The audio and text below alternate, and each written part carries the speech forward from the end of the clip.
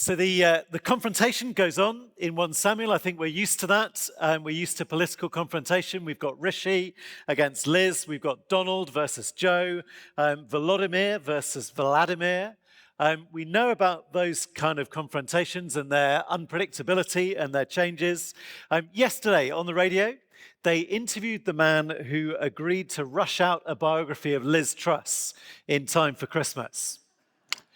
He said, "I am never again writing a book about someone who is still alive." Too much changes. But here in 1 Samuel, we've got David versus Saul. One of them should be king, and one of them is king. One of them has all of the power. One of them has all of the promises from God. See, God rejected Saul back in chapter 15. Then God anointed David king in chapter 16. So now we are 10 chapters later, and David is still waiting. And it looked like things were going well. He was promoted, shepherd boy, to companion of the king, to super soldier, to 5-star general, to son of the king. And then he was demoted, least favorite courtier, condemned man, hunted fugitive, and now refugee. See, in 1 Samuel and 2 Samuel, David spends 20 chapters not being king, and actually only 18 chapters being king. And that is not an accident, that is for us. Today we've heard Andrew commit his life to following Jesus as king. So nothing matters more to Andrew, does it, than what kind of king Jesus is. What has Andrew done? And one big Bible answer is that Jesus is a king like David. He is the Jewish Messiah. He's the king in David's line. So the 20 chapters where David is not king, they're not just detail. In fact, I want us to listen to Jesus himself. This is Jesus after he rose from the dead, talking to his disciples. Jesus said, "How foolish you are, and how slow to believe all that the prophets have spoken. Did not the Messiah have to suffer these things and then enter his glory?" And beginning with Moses and all the prophets, he explained to them what was said in the scriptures concerning himself. So when it comes to understanding the Messiah, 1 and 2 Samuel, they're part of the prophets. David's life story, David's humiliations, they show us the Messiah that Jesus is. They show us, or they should have shown the disciples, that Jesus would have to suffer. And the author really doesn't want us to miss that point. So if you wanted to make this book shorter, I think you would just leave out chapter 26. Because it is the same, really, as chapter 24. David, he is still in hiding. Saul, he is still hunting him. And again, David gets a chance to kill him. And again, David doesn't kill him. And again, David and Saul have a bit of a chat. And again, nothing changes, or nothing yet. And that repetition means that this is important. I guess the question is whether we've got this in our heads yet. Jesus' disciples, they hadn't. To them, suffering and king, they were opposites. And Jesus dying on the cross was a problem for them. Jesus says, "How foolish." So what I want to do, we're going to take this story fairly quickly and draw out 10 words about David, and then we'll look at some applications. So the first word's up there is the word opposed. So last time, chapter 24, there was a cave. It was all pretty secret and quiet. It was Saul on his own. This time, the entire army is there. Saul is in the middle of the army camp. His guards are all around him. And in verse 6, David says, "Who is with me? Who will go down to Saul with me?" And he gets a volunteer, and they creep in at night. I guess there's a bit of tension, a bit of snoring in the camp, maybe a bit of, are they going to wake up? And they get right into Saul's tent. What are they going to do? Well, Abishai knows what they should do, and he says, "I won't need to strike twice." This is a proper soldier speaking. And through the loyalty of that soldier and friend, Abishai, we get a picture of who Saul really is. So David is opposed by his enemy, Saul. Look at verse 8. God today has given your enemy into your hands. And when Abishai says he wants to pin him to the ground, he's right, really. The spear that's just there is the same one that Saul used to use to try and pin David to the wall. I don't know if you remember that story. David would be playing his music, but like Mikhail here behind us, and there's a spear. That's a bit of fun, isn't it? Here we are listening to the music. Wham! And David's got to dodge so as not to be killed. David has an enemy, and his name is Saul. But verse 9, David is entirely innocent. He won't attack Saul because if he did that, you can't attack the Lord's anointed and be guiltless. David is innocent. He has never done anything wrong to Saul. And again, he refuses to hear. In fact, he is so kind to Saul again and again and again. Here, Saul is seconds away from death. Saul is hunting Abishai just as much as he's hunting David. And David saves his life. And they walk out with the spear and the water jug. And we learn in verse 12, it's not just that they are very good, skillful members of the SAS. It is actually as well as that the Lord is protecting them. There is a deep sleep from the Lord on all these soldiers. David is being protected by God through all of these terrible years. And then I've had to choose one word out of many for the next verses for what David says. I've gone with the word servant. So David calls out across the valley, and Saul recognizes David's voice and said, "Is that your voice, David, my son?" And you think, how would you reply? Saul hasn't been a great father or father-in-law, let's just say that. Hunting to kill is not a great... He could just say, no, you're no father to me. He says, yes, it is, my Lord the King. And through the speeches from David, he talks about himself as a servant. He talks about Saul as the king.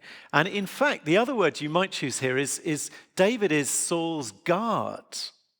There's a bit of sort of military banter, I think, in verse 15, verse 16, where David is chatting to the man who took his job across the valley. So Abner is now the commander of the army. That used to be David's job.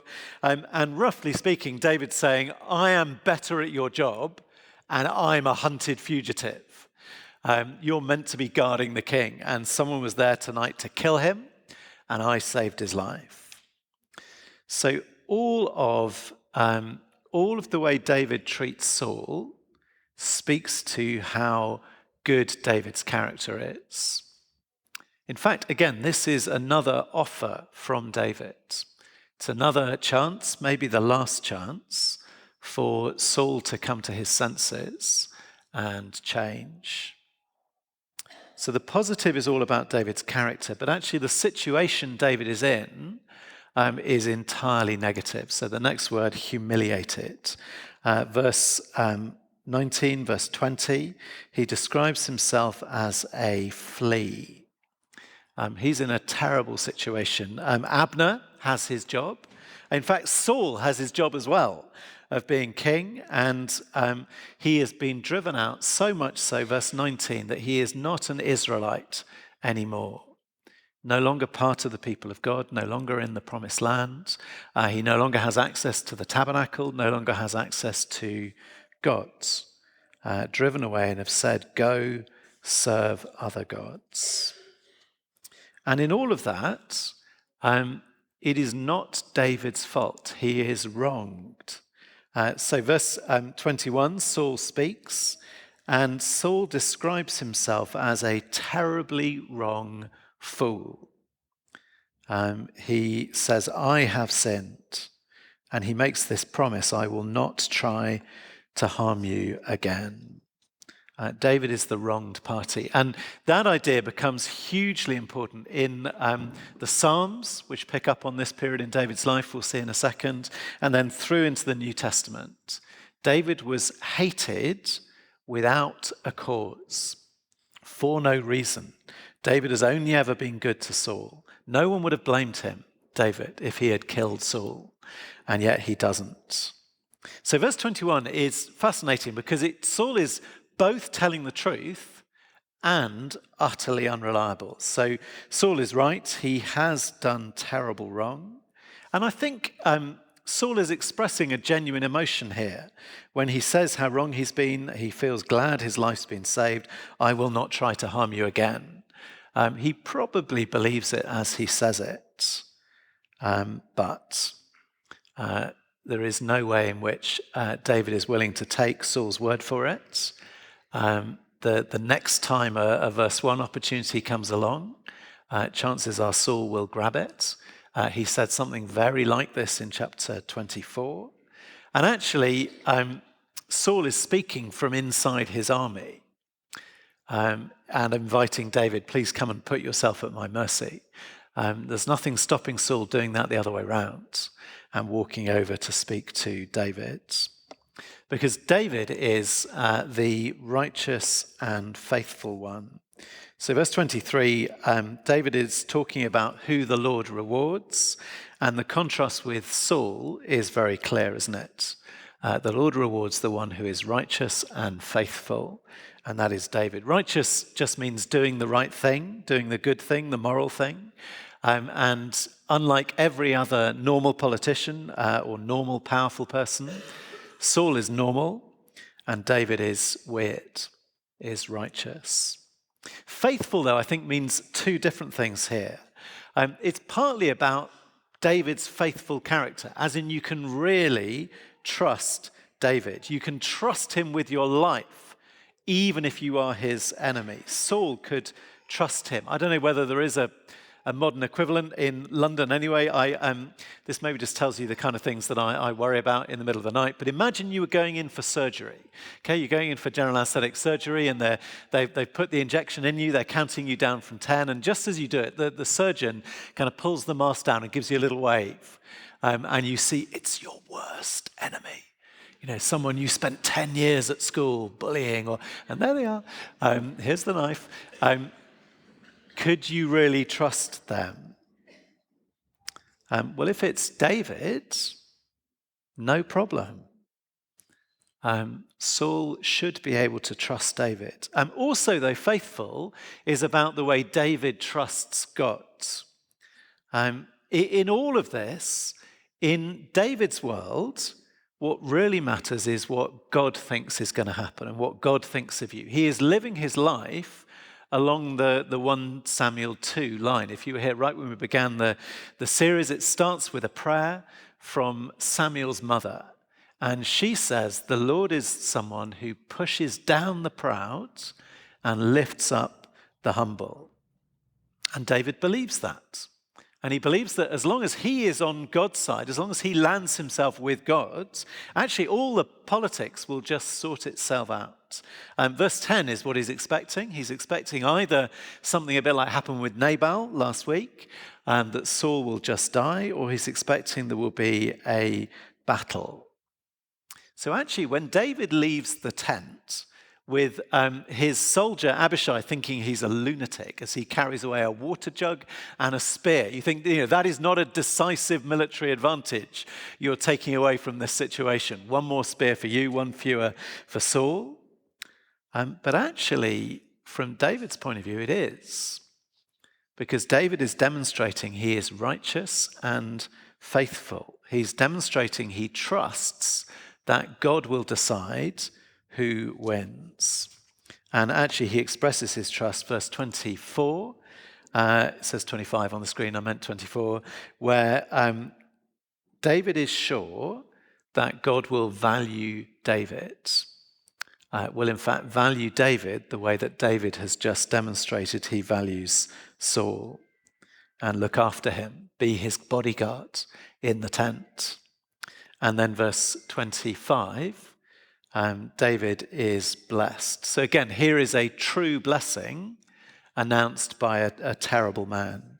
In verse 25, Saul says, "May you be blessed, David my son. You will do great things and surely triumph." And David will. He'll triumph over Saul.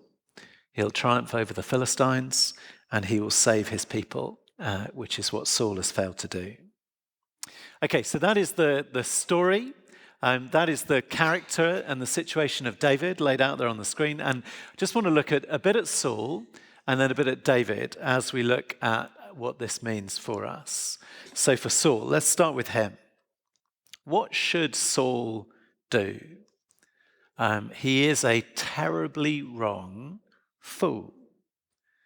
He's a very complex character, isn't he? He's conflicted, he's untrustworthy, he's pathetic in both senses of that word, in that he keeps failing to do the thing he wants to do, but also you sort of feel sorry for him.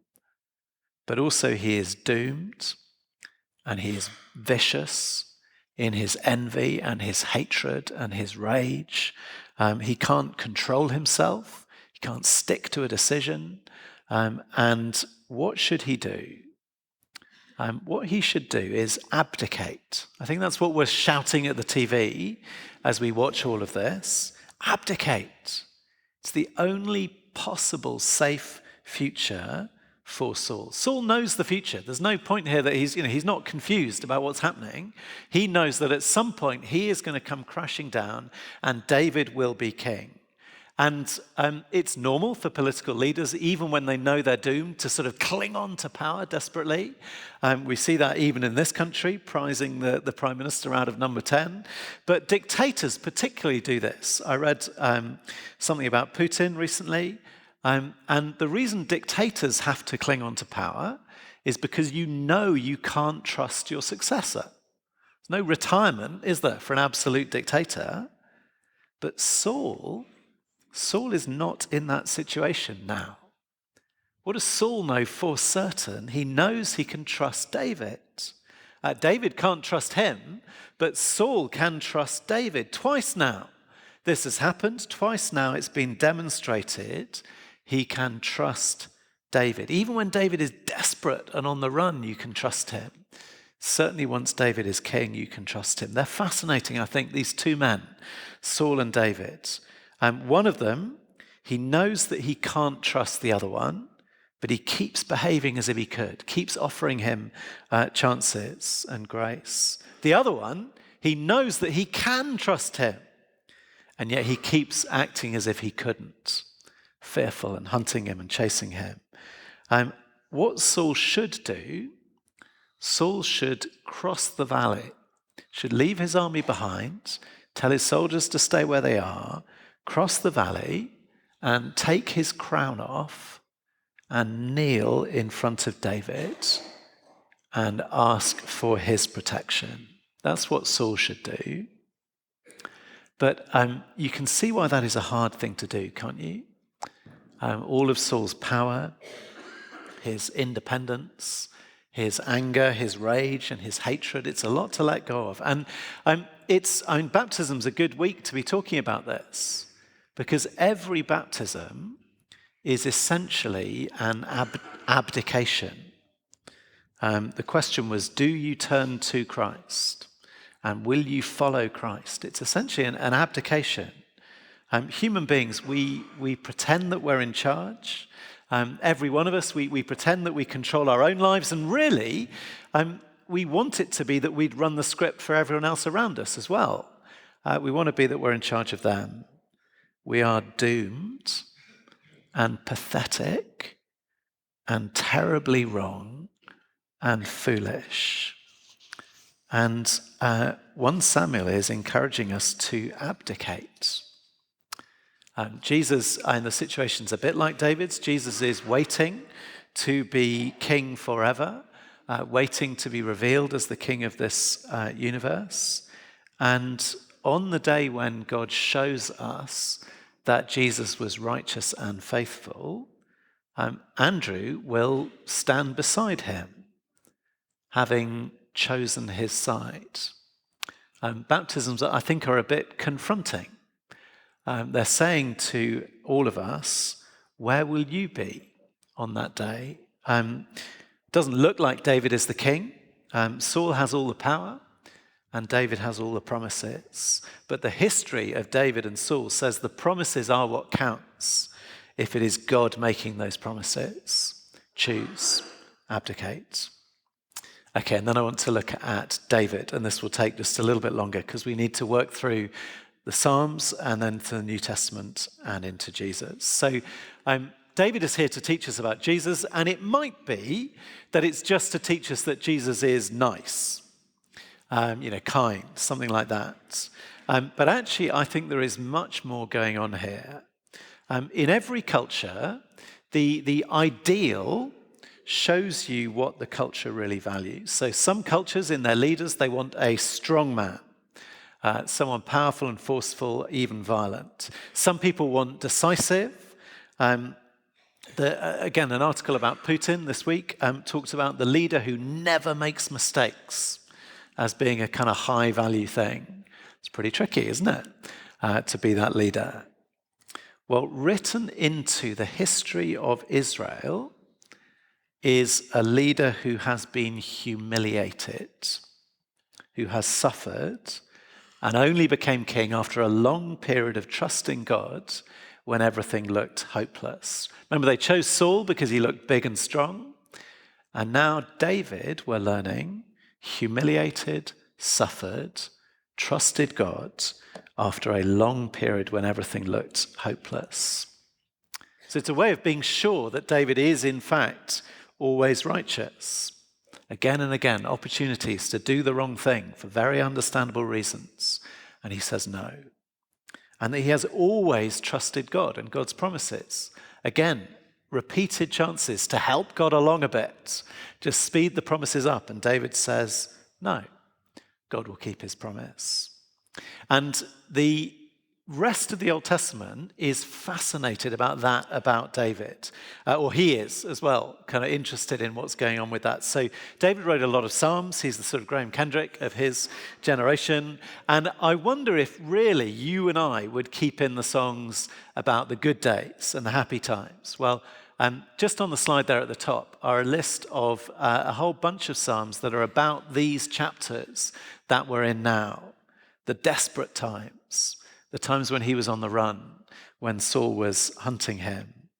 So what we've got in this chapter, we've got a narrative that is then discussed at length in the Psalms. We're told what it means and how it feels and what we should think about it. And then that is picked up in the New Testament. So these Psalms are quoted in the New Testament and the connection is made to Jesus. So we can be really confident with the application we're making from these chapters in 1 Samuel. And a big theme in these Psalms is that undeserved suffering, wronged, hated without a cause, and the trust of the king, faithful, trusting God, because God, and this is a line very like 1 Samuel, isn't it? Psalm 18, verse 27, he trusts the God who saves the humble, but brings low those whose eyes are haughty. And so when we get to Jesus and his experience of being betrayed and rejected and humiliated, these Psalms keep coming up in the New Testament. And my guess is that Jesus opened these Psalms with them in that Bible study on Easter Day, as he's showing them the scriptures that reveal the Messiah must suffer. Let's look at the Psalms about the suffering king. And they're quoted to help us understand his death and to understand the time we live in now after Jesus has risen, but when it doesn't look like he is the king. And knowing this about someone's character, so the Psalms, they're emotional poems, they're songs, they open up the character of the person we're being asked to trust. If you want to know if you can trust someone, put them through suffering, put them through unjust suffering. and see what they're really made of. I think this is what Matt Hancock is hoping for in I'm a Celebrity. And to be honest, it seems to be working, doesn't it? Twitter is very angry about the fact that everyone seems to like him now. I'm not sure that 3 weeks on a TV show is quite the same. But with Jesus, this is his entire life, isn't it? He leaves the throne room in heaven and becomes a human being, fragile and weak, and he suffers, and he is rejected and mocked and betrayed, and then he is beaten and flogged, and then he is crucified. So I think we get the Abishai effect, if I can call it that. So Abishai was in the tent at the moment when he said, "Shall we kill him?" And David said, "We are never doing anything wrong." The rest of his life, Abishai knows he can trust David, doesn't he? Because at that moment, David said that. We have that in the life of Jesus, as illustrated and explained in those Psalms. Psalm 34 is about a time when David was about as desperate as he ever was. He is fleeing for his life. He has to pretend to be mad to escape from being killed. And the Psalm says this. Psalm basically says David went through a lot, but the Lord protected him, protected all his bones. Not one of them will be broken. In other words, David had some very close shaves, but always God protected him and he was saved. But then that verse, the same as lots of Psalm 69, what I've put up there as well, that verse is quoted in John's Gospel. Do you know when? It's quoted at the moment when Jesus is on the cross and they break the legs of the 2 men on either side of him, but don't break Jesus' legs. They say, just like it said in the Psalm, not one of your bones will be broken. Which obviously in the Psalm, David would not have accepted that trait. Don't break my legs, but kill me. That's not what David means in the Psalm. So from David to Jesus, there is an escalation of this. There's a movement in David's life, down before up, and there is an escalation in both ways in the life of the Lord Jesus. He is down, not just to a few close shaves, but into death and crucifixion. But then he is raised far higher than David, resurrection to an indestructible life, and then seated on a throne next to his Father. And then we're not going to turn to Psalm 69. I'll just briefly give you the highlights. It's quoted a lot in the New Testament. It tells us about the bad times Jesus went through. He was hated without a cause. It tells us why he was hated, because of zeal for the Lord's house, for the temple. That's actually where Jesus begins to get in trouble. It's quoted as they offer vinegar to Jesus on the cross, just like in the Psalm.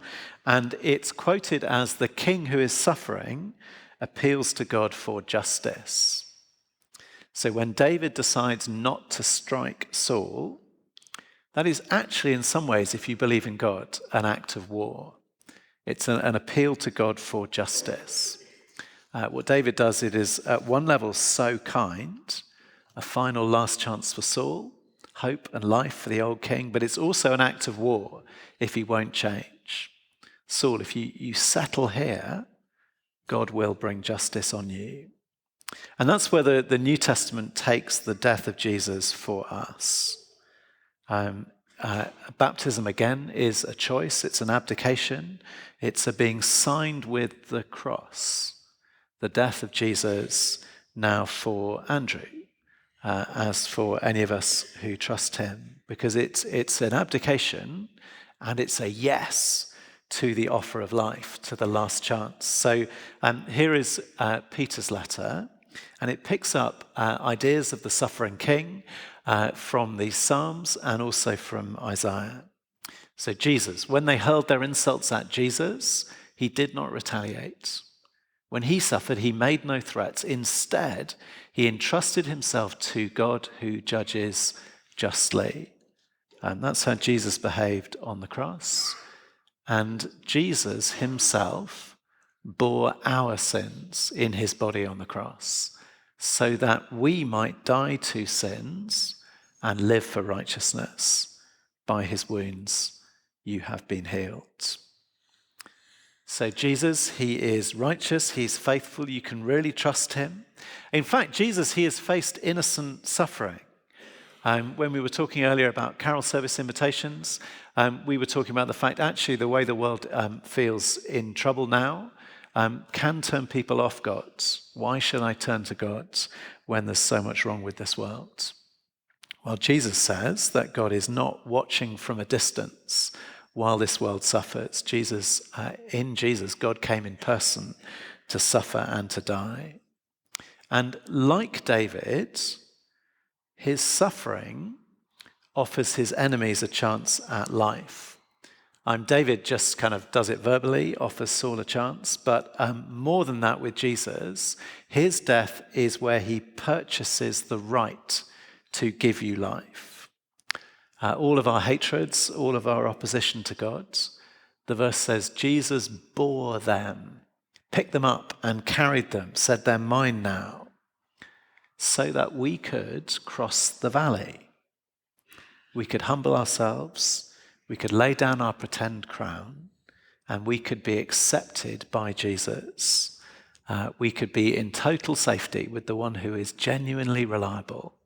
And everything that Saul pretended to offer David could be offered to us, family and servants and followers of the king. And that offer, extended, I guess, by Jane to Matthew, extended by Matthew to his father, and extended to everyone here who would turn and trust in Jesus. And then if we have done that, the wonder at the person who we are following, the life he lives, that would be what should fill our hearts as we go from here. That should be what to talk about as we go to the shared lunch and talk together about the Lord Jesus.